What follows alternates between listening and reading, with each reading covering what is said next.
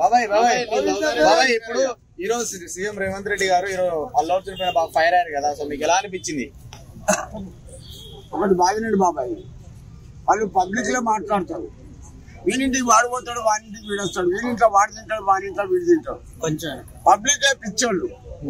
ఒకటి బాగినండి, ఓట్లప్పుడు డబ్బు తీసుకోకండి, వాడు 1000 ఇచ్చినా 2000 ఇచ్చినా ఓటుకు తీసుకోకండి.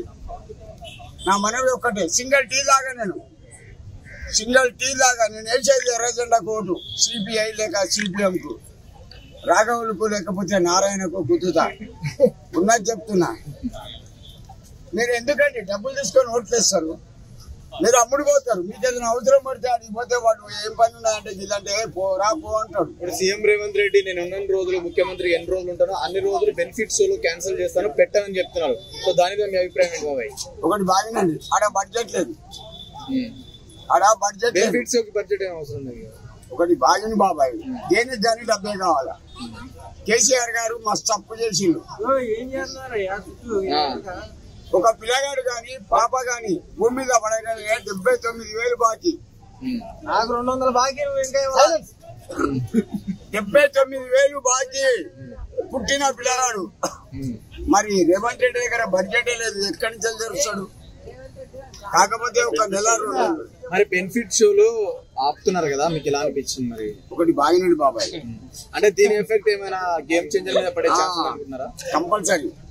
పెద్ద పెద్ద కంపెనీలు ఉన్నాయా, ఫ్యాక్టరీలు ఉన్నాయా, వాళ్ళు ఇస్తారు, ఇవ్వకపోతే మొత్తం బ్యాన్.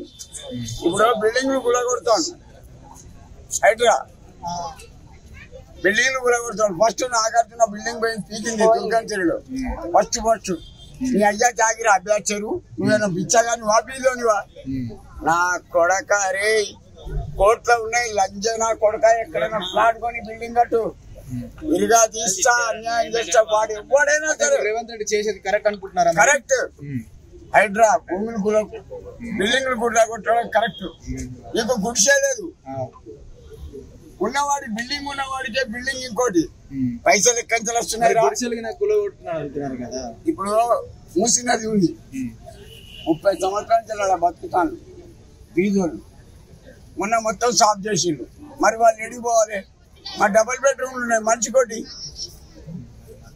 మంచికోటి ధర్మంగా వాళ్ళు నేను జీవితాంతం మొక్కుతారు. ఓకే, ఇప్పుడు రేవంత్ రెడ్డి